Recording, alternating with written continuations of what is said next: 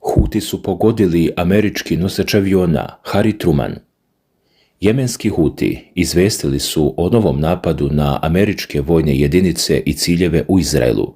Konkretno, izveštava se da su krstareće rakete i dronovi pogodili nosač aviona američke mornarice Harry Truman.